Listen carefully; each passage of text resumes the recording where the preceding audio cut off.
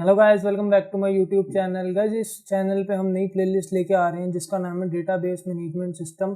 और इस प्लेलिस्ट में मैं आपको बेसिक से लेके एडवांस लेवल के सारे टॉपिक्स करवाऊंगा।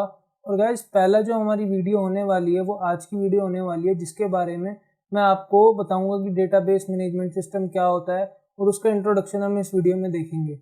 सो गाइस, मेरी आपसे रिक्वेस्ट है कि अगर अभी तक आपने चैनल सब्सक्राइब नहीं किया है तो प्लीज़ मेरा चैनल आप सब्सक्राइब कर लें। साथ ही साथ बेल नोटिफिकेशन आइकन दबाना ना भूलें for latest video updates. So guys, बिना किसी देरी के चलिए स्टार्ट करते हैं और देखते हैं कि डेटाबेस मैनेजमेंट सिस्टम आखिर होता क्या है और वो कैसे काम करता है, उसके क्या फंक्शंस वगैरह हैं, वो सब इस वीडियो में हम देखेंगे। सो गाइस, बिना किसी देरी के चलिए स्टार्ट करते हैं।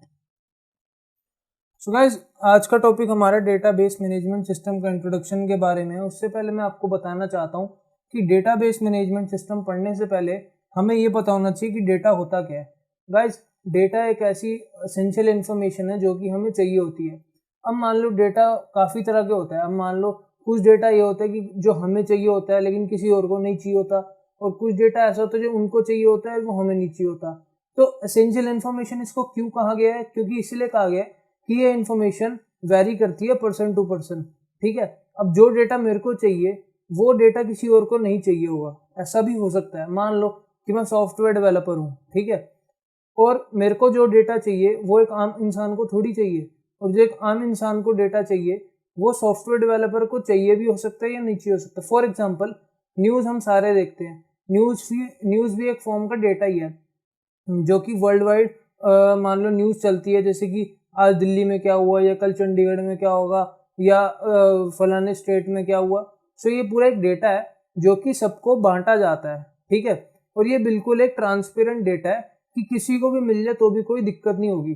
लेकिन बड़ी बड़ी कंपनीज जो जैसे कि फ्लिपकार्ट, अमेजोन, गूगल, इन सब का डेटा काफ़ी क्रूशियल होता है और ये अपना डेटा किसी को बांटती नहीं है। ठीक है, क्योंकि वो उनके हिसाब से काफ़ी इंपॉर्टेंट डेटा है और वो किसी को अपना डेटा शेयर नहीं कर सकती। तो डेटा क्या होता है? एक एसेंशियल इन्फॉर्मेशन होती है जो कि सिर्फ बंदे टू बंदे पे वैरी करती है। फॉर एग्जाम्पल, मान लो मेरा आधार कार्ड है, आपका आधार कार्ड है, तो आपका आधार कार्ड आपके लिए भी इम्पोर्टेंट है और आप ये भी कहते हो कि मेरा डेटा आधार कार्ड का कहीं लीक ना हो जाए। ठीक है, तो वो भी इम्पोर्टेंट है। तो आधार कार्ड भी एक बहुत ही वाइटल इन्फॉर्मेशन है, तो वो भी एक फॉर्म का डेटा है। ठीक है, अब अगला आता है डेटाबेस। अब डेटाबेस क्या होता है? गाइस, डेटा तो हमने समझ लिया कि डेटा होता क्या, एसेंशियल इन्फॉर्मेशन। अब उस एसेंशियल इन्फॉर्मेशन को हमें कहीं ना कहीं सेव करना पड़ेगा। फॉर एग्जांपल, मान लो एक क्लास है, ठीक है, एक क्लास में 12 बच्चे हैं। अब 12 बच्चों को मान लो रोल नंबर है, नाम है, अलग अलग होगा। बाय चांस नाम सेम भी हो तो रोल नंबर तो अलग अलग होगा ही होगा। सो वो उसका क्या है, मान लो अगर हमें कॉपी पे लिख दें कि पहले बच्चे का नाम ये, दूसरे बच्चे का नाम ये, ऐसे करते करते हम 10-12 बच्चों का नाम लिख दें, उनका नाम रोल नंबर के साथ। ठीक है, उनके माता पिता का नाम भी हम लिख सकते हैं उसमें। सो वो क्या हुआ, एक पेपर पे जो हमारी लिस्ट बनी वो एक तरह से डेटाबेस हुआ। ठीक है, अब ये नहीं है कि डेटाबेस सिर्फ टेक्निकल टर्म्स में ही होता है। ठीक है, डेटाबेस आप फाइल में भी उसको पेस्ट कर सकते हो या फाइल में लगा सकते हो, या मान लो आप उसकी लिस्ट बना सकते हो। तो काफ़ी सारे डेटाबेस के फॉर्मेट होते हैं डेटा को स्टोर करने के लिए। सो गाइस, डेटाबेस सिर्फ डेटा को स्टोर करने के लिए ही एक टेक्निकल टर्म यूज करी जाती है जिसको हम डेटाबेस कहते हैं। ठीक है, वो मैटर नहीं करता कि आप डेटा कैसे स्टोर कर रहे हो। ठीक है, सो उसके बाद आता है डीबीएमएस। ठीक है, तो डीबीएमएस क्या है? डेटाबेस मैनेजमेंट सिस्टम की इसकी फुल फॉर्म है डीबीएमएस की। ठीक है, सो डीबीएमएस क्या है? Manage data from database from any point and at any time. Guys, database management system एक ऐसा मैनेजमेंट सिस्टम है जिसमें कि आप अपना डेटा, ठीक है, अपना डेटा का आपने जो भी अपना डेटा अपडेट करना है, रिमूव करना है, या आप कह सकते हो डिलीट करना है, या आपने कोई डेटा इंसर्ट करना है, तो वो सारी चीज़ें आप इस मैनेजमेंट सिस्टम में कर सकते हो, जिसकी बात हम आगे इस वीडियो में करेंगे। और क्या कहते हैं, मैंने ये जो भी फ्लो चार्ट वगैरह बना रखे हैं ये मैं आपको अच्छे से समझाऊंगा। सो गाइज, अभी हमने देख लिया कि डेटाबेस और डीबीएमएस में क्या फ़र्क होता है और उसको क्या मतलब उसकी जो डेफिनेशन होती है वो क्या होती है। सो गाइज, अब आते हैं डेटाबेस सिस्टम पे। ठीक है, मैं अभी आपको कुछ नहीं बता रहा कि डेटाबेस मैनेजमेंट सिस्टम कैसे होता है, क्या होता है। अभी सिर्फ आप इतना समझ लो कि डेटाबेस सिस्टम क्या होता है। ठीक है, देखो डेटा, देखो हर एक कंपनी, जैसे मान लो फ्लिपकार्ट है, अमेजोन है, या मान लो बुक माई शो है, या मान लो कोई एयरलाइन रिजर्वेशन है, तो उन सबका अलग अलग सिस्टम होता है, ठीक है। उनमें की वो डेटाबेस लोगों का होता है। मान लो जैसे कि फॉर एग्जांपल मेरे को फ्लाइट पकड़ के सिंगापुर जाना है या मेरे को गोवा जाना है, ठीक है। सो उसके लिए मैं क्या करूंगा, टिकट अपनी रिजर्व करवाऊंगा या टिकट बुक करवाऊंगा, किससे? उनके एयरलाइन रिजर्वेशन सिस्टम से, ठीक है। सो अब मान लो उनके पास जो डेटा आएगा उस डेटा की लिस्ट में मेरा भी नाम होगा, ठीक है, ये तो पक्की बात है। अब जो उनके पास लिस्ट आएगी वो एक तरह से डेटाबेस होता है, और जो वो लिस्ट प्रोवाइड कराएगा वो उनका सिस्टम होता है, डेटाबेस सिस्टम, ठीक है। अब फॉर एग्जांपल मान लो अगर हम पूरे इंडिया का डेटाबेस निकालना चाहें, पूरे इंडिया के लोगों का डेटाबेस निकालना चाहें, तो वो हम कैसे निकाल पाएंगे? आधार कार्ड का डेटाबेस है, क्योंकि आधार कार्ड तो सबके पास है, ठीक है। आधार कार्ड इंडिया में, इंडिया की 130 करोड़ जनसंख्या है, या उससे ज़्यादा भी हो सकती है। सो 130 करोड़ जनसंख्या का जो आधार कार्ड का डेटाबेस है वो काफ़ी बड़ा होगा। सो उसका भी एक अलग डेटाबेस सिस्टम है। जो ये आपको समझ आ गया कि डेटाबेस सिस्टम किसे कहते हैं। मतलब काफ़ी कंपनियों उसका डेटाबेस अलग अलग होता है। जैसे बुक माई शो का डेटाबेस आपको ये बताएगा कि कितने लोगों ने इस दिन या इस महीने या इस साल कौन सी मूवी देखी, किस टाइम देखी, ठीक है। सो अब मैं ये कह रहा हूँ कि डेटाबेस सिस्टम हर एक कंपनी का अलग अलग होता है, और उसमें जो डेटा वो होता है वो भी अलग अलग होता है। अब फॉर एग्जाम्पल मान लो अभी मैंने आधार कार्ड का एग्जाम्पल लिया, तो अब पैन कार्ड का एग्जाम्पल लेंगे, तो पैन कार्ड का डेटा और आधार कार्ड का डेटा अलग अलग होगा, ठीक है। क्योंकि आधार कार्ड 5 से 6 साल के बच्चे का भी होता है, लेकिन पैन कार्ड 5 से 6 साल के बच्चे का नहीं होता है। तो वो काफ़ी डिफरेंस आ जाता है, डेटाबेस टू डेटाबेस वेरी करता है, ठीक है। वो आपको ये भी बताता है कि इस फॉर्म में या इस कंपनी का डेटाबेस और इस कंपनी के डेटाबेस में क्या फ़र्क है, ठीक है। वो काफ़ी चीज़ें हैं, वो हम इस प्लेलिस्ट में आगे डिस्कस करेंगे। सो डेटाबेस सिस्टम में दो चीज़ें होती हैं, पहला आता है डेटाबेस, दूसरा आता है डीबीएमएस। तो डेटाबेस में क्या होता है, देखो डेटाबेस दो तरीके के होते हैं, एक होता है स्ट्रक्चर्ड, एक होता है अनस्ट्रक्चर्ड, ठीक है। अब स्ट्रक्चर्ड डेटा क्या होता है गाइस? स्ट्रक्चर्ड डेटा वो डेटा होता है जिसमें कि आपको सब कुछ डिसिप्लिन वे में, सब कुछ स्ट्रक्चरल वे में आपको दिखे, ठीक है। अब स्ट्रक्चरल वे में कैसे दिखेगी, उसके लिए आपको क्या करना पड़ेगा? मान लो पहला बंदा आया, या फॉर एग्जाम्पल मान लो आपके पास एक शीट ऑफ पेपर है, ठीक है, उसमें मान लो 100 बंदों की लिस्ट है, ठीक है। अब मान लो आप क्या करोगे, उसमें 1 डालोगे, उसके बाद जो बंदा आएगा उसका नाम लिखोगे, ठीक है, उसकी एज, उसके माता पिता का नाम, ये जहाँ पे वो रहता है एड्रेस, ठीक है, ये सब आपने लिख लिया। अब दूसरा बंदा आएगा तो आप लिखोगे सेकंड, थर्ड, फोर्थ, ऐसे मान लो आप 100,000 बंदों की लिस्ट बनाते हो, तो वो एक तरह से आपका क्या हुआ? स्ट्रक्चरल डेटा हुआ, ठीक है। या स्ट्रक्चरल डेटाबेस आप उसको कह सकते हो, क्योंकि आपको सब सिस्टमेटिक वे में दिख रहा है कि हाँ, आप देख के बता सकते हो कि 10वें नंबर का बंदा कौन था, उसके माता पिता का नाम क्या था, तो आप स्ट्रक्चरल वे में उसको शो कर सकते हो, ठीक है। सो यही बात अगर हम कंप्यूटर्स या टेक्नोलॉजी के टर्म्स में बोले तो स्ट्रक्चरल डेटा टेबल्स में शो होता है, अगर डेटाबेस मैनेजमेंट सिस्टम की हम बात करें तो, ठीक है। अब टेबल्स में क्या होते हैं? टेबल्स में क्या रोज होते हैं और कॉलम्स होते हैं, ठीक है। अब रो कॉलम के बेसिस पे ही हम उस डेटा को जस्टिफाई और आइडेंटिफाई करते हैं कि फॉर एग्जांपल मान लो कि हर एक टेबल का नाम होता है, ठीक है। टेबल का नाम जैसे यहाँ पे मैंने दे रखा है टेबल 1 सचिन, टेबल 2 नमन, टेबल 3 कार्तिक, ठीक है। सो अब मान लो मेरे को सचिन वाले टेबल में कुछ सर्च करना है या कार्तिक वाले टेबल में कुछ सर्च करना है, तो मैं बिल्कुल उसको बोलूंगा कि मेरे को इस टेबल में ये वाली रो में या ये वाले कॉलम में ये वाली वैल्यू चाहिए, ठीक है। तो वो बिल्कुल स्ट्रक्चर्ड डेटा होता है और इसको बिल्कुल फेच करने में बिल्कुल भी टाइम नहीं लगता। तो स्ट्रक्चरल डेटा का ये एडवांटेज होता है, ठीक है। अब उसके बाद आता है अनस्ट्रक्चर्ड डेटा।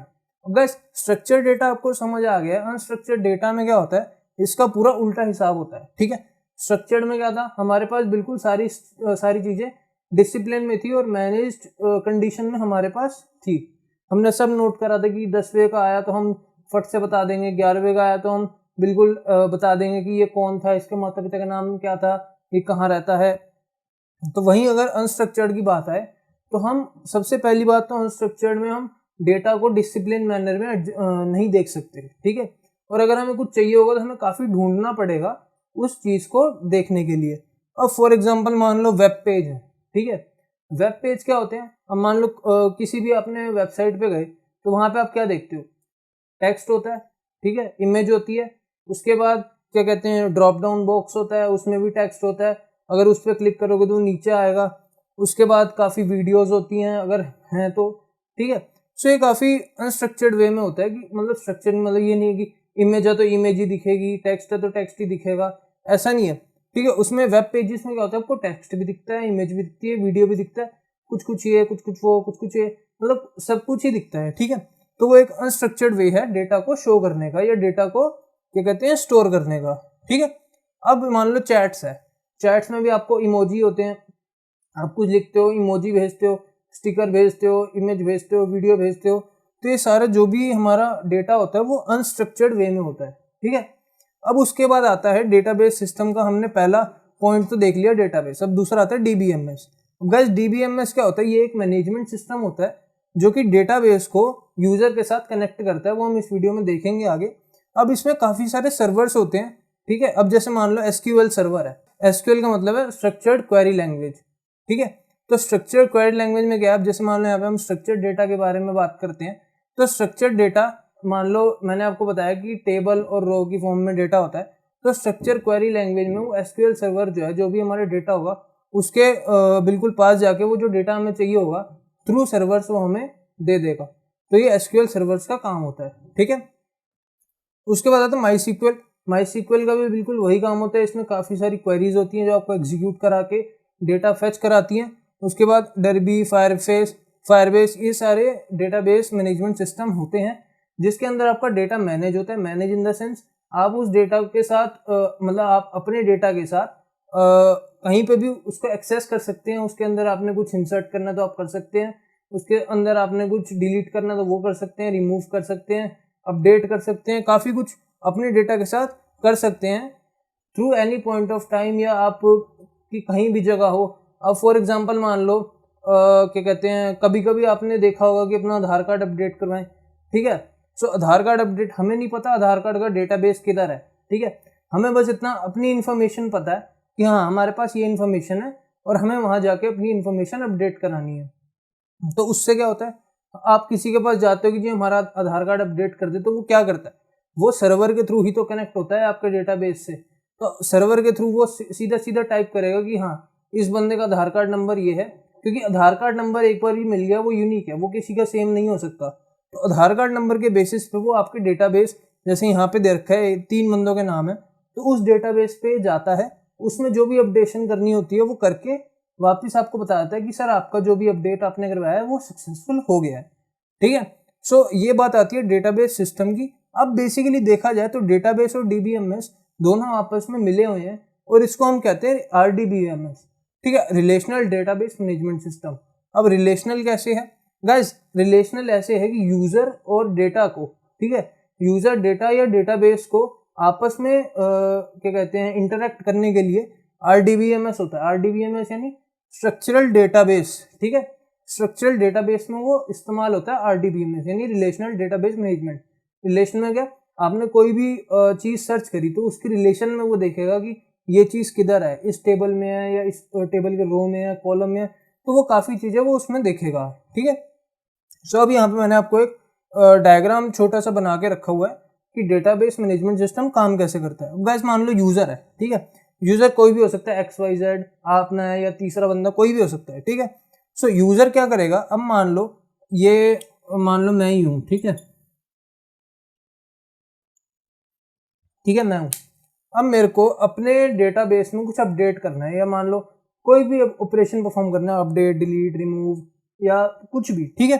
सो मेरे को इतना पता है कि मेरी डिटेल्स मेरे पास है, तो मैं डीबीएमएस में जो भी डेटाबेस मैनेजमेंट सिस्टम है वो उसके अंदर क्या होता है, डेटाबेस मैनेजमेंट सिस्टम के अंदर काफ़ी सारे टेबल्स होते हैं, ठीक है। जैसा कि हमने यहाँ पे बात करी तो स्ट्रक्चर डेटा में काफ़ी सारे टेबल्स होते हैं जिनके अंदर हमारा डेटा या किसी का भी डेटा, मान लो एक डीबीएमएस है, डीबीएमएस के अंदर 100,000 काफ़ी सारे टेबल्स होंगे, ठीक है, बनेंगे, डिलीट भी होंगे, बहुत कुछ होगा, ठीक है।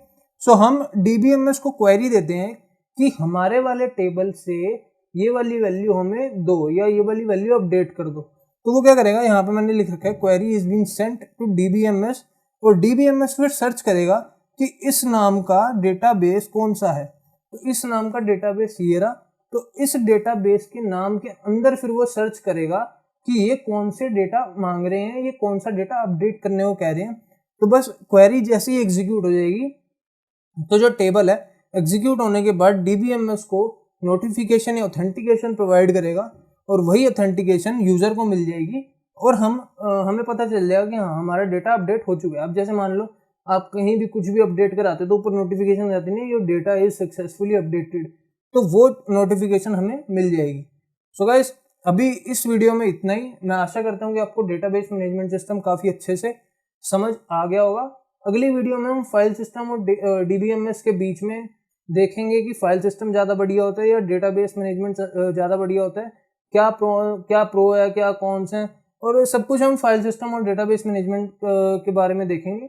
सो इस वीडियो के लिए इतना ही। अगर आपने मेरा चैनल अभी तक सब्सक्राइब नहीं किया तो मैं आशा करता हूँ कि अभी तक आपने कर लिया होगा, और अगर नहीं किया तो प्लीज़ कर लें।